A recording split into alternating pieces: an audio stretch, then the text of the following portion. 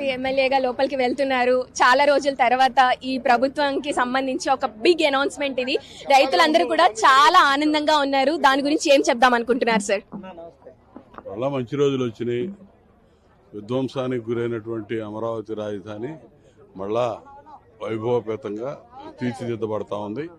ఇవాళ చంద్రబాబు నాయుడు గారి నాయకత్వంలో నరేంద్ర మోడీ గారు ఈ పునఃప్రారంభోత్సవ కార్యక్రమానికి రావటం అనేది ఈ అమరావతి ప్రాంత ప్రజలే కాకుండా యావత్ రాష్ట్ర ప్రజానీకం అంతా కూడా చాలా ఉత్సుకతతో ఎదురు చూస్తూ ఉన్నారు. చాలా సంతోషంగా ఉన్నారు. ఖచ్చితంగా రాబోయే రోజుల్లో ఇది ఒక విశ్వనగరంగా తీర్చిదిద్దబడబోతోంది అనేదానికి ఈరోజు జరగబోతున్నటువంటి పునఃప్రారంభ కార్యక్రమాలు దాదాపు 60,000 కోట్లకి శంకుస్థాపనలు జరగబోతా ఉన్నాయి.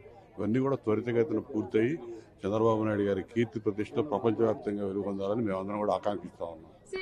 ఒక్కలుగా ఉన్నప్పుడే ఎంతో అభివృద్ధి చేశారు. టీడీపీగా ఉన్నప్పుడు ఇప్పుడు ఎన్డీఏ కూటమి ఈ పాలన చూసి జనాలు చాలా హర్షం వ్యక్తం చేస్తున్నారు.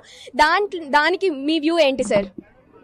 తప్పకుండా చంద్రబాబు నాయుడు గారి విజను, ఆలోచన, ముందు చూపు, చిత్తశుద్ధి, దానికి తోడు ఆయన సంకల్పానికి తోడు నరేంద్ర మోడీ గారి సహకారం, ఇవాళ చంద్రబాబు నాయుడు గారికి సహకారంగా రాష్ట్రంలో పవన్ కళ్యాణ్ గారు ముగ్గురు కలిసాం కాబట్టి ఖచ్చితంగా ఇది బ్రహ్మాండమైనటువంటి విజయవంతమైన కార్యక్రమంగా నిలబడబోతా ఉంది.